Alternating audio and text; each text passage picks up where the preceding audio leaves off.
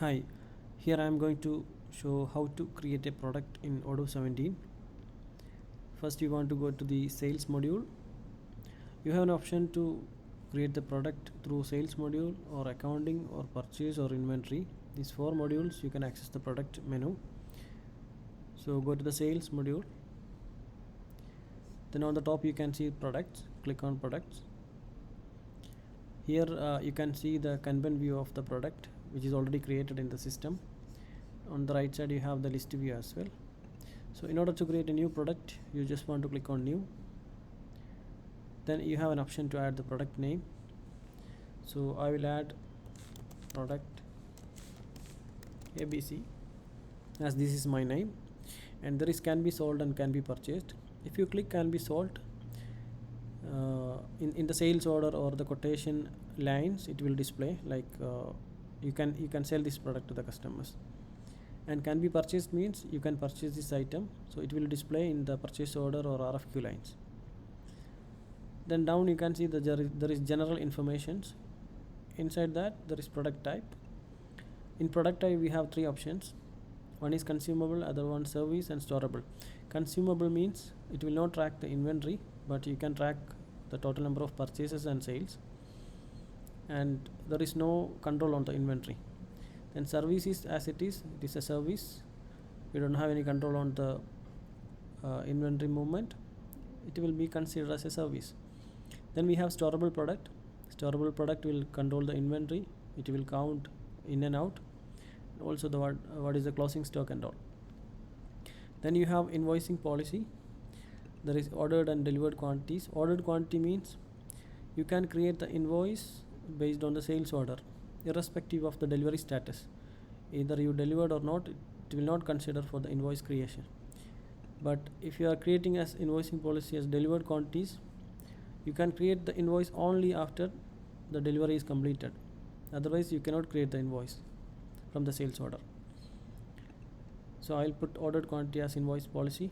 Then there is re-invoice expenses. This is for the the invoicing for the future trades and all. So in that case, if we have any re-invoicing expenses, either we can go for now or at cost or at sale price. So that is not that much relevant. Then you have unit of measure and purchase unit of measure. This is the basic unit, the fundamental units of this product. The units, you have a list of units are there which is created. If you want to add the unit, you can go to the inventory module and you can add more units. Then purchase unit of measure. For example, if you are selling the items as a pieces or a smaller units, then the purchase unit may be carton or box or rolls. That is higher than the fundamental units. So this also you can define under the inventory module, the unit of measure and its factors.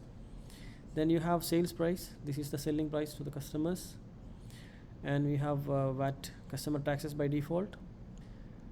Then you have cost.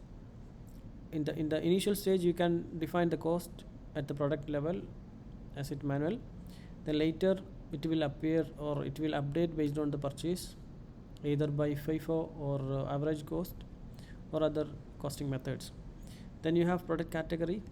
You can choose the category which is existing, or else you can create the category from the same window. If you go inside the categories, you can see there are so many accounting parameters which will reflect based on the transactions. Like if you are selling a product to the customer, while invoicing time, what are the accounting entries should be there. This all configuration comes under product category. Then in the product category you can define at any level, like there are parent levels, any number of levels you can go for that. Then you have internal reference or item code. You can add it.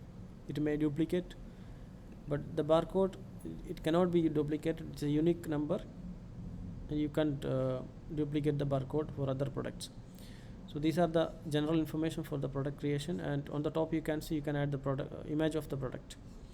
Under the sales tab you have a recommendation, like if you are using an e-commerce platform, if you want to upsell or cross sell, like if you don't have this particular item, you can recommend other optional products for that purpose. Then you can add sales description, like this is the product name and this is the description, so it will appear on the quotation as well as the sales order. And inside the purchase, you can add different vendors for this product and their price, their currency, and their all other parameters, including the discount percentage, unit of measure, their lead time, that kind of things. And there is control policy for the purchase, like same like the invoicing policy, we do have control policy for the purchase. In this case, what will happen, once we purchase this item, you can create the purchase invoice only after receiving the complete items, that is on received quantities, and another one is on ordered quantities. You can create the purchase invoice or vendor bills based on the purchase order. Then you have purchase description. This is for the purchase order or RFQ, same like the sales description. Then you have inventory. Inside the inventory, you have an option to buy. It's mainly like we are purchasing the items. Then you have more items related to the logistics, like weight, volume, customer lead time, those kind of things. Then there are description for receipts, there are description for delivery orders and internal transfers. These all are the inventory purpose. This is GRN, this is DN, and this is the internal transfers in between the locations inside the company. Then in accounting side, you have income account, expense account, and price difference account.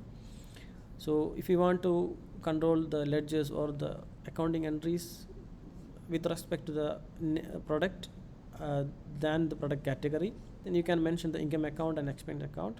Once you invoice, this account will be reflected, and once you like purchase this item, it's not like it's not a storable product, it may be a consumable or a service. In that case, the expense account will become. Then there is a price difference account. This is also connected with the accounting. Like if you have a purchase order of some value, then you are receiving the invoice, there is a difference in that value, then that difference will be accounted for this ledger. These are the detailed thing connected with the product with the accounts. Then on the top, you can add the catalogs or documents connected with the product. You can see the on-hand quantity with respect to the warehouses or the locations. Then you have forecasted. Forecasted means like the reserved quantities or whatever the purchase order is confirmed and we are waiting for a product to receive. The same time, the sales order is like the sales order is created or the quotation is confirmed and we are not yet delivered to the item to the customer. So that will be the total of that considered as a forecasted quantity. Then in and out, this is a traceability, like whatever the product, the same product is in our warehouse and out from our warehouse to the customer or internal transfer. Then we have reordering rules. Reordering rules means to manage the stock level, like we can set up one threshold count or the quantity for the product. Then once it is reaches at that level, one RFQ or the PO will be generated. Then we have rules. This is also connected with inventory. Then we will understand whatever the PO raised against this product. Also we have a SO, like sales orders raised against this product. And even if you want to print out a barcode, you have an option to print labels. Then if you want to replenish, there is replenish. Then you can manually adjust the quantity. Yeah, this is all about the product and product creation.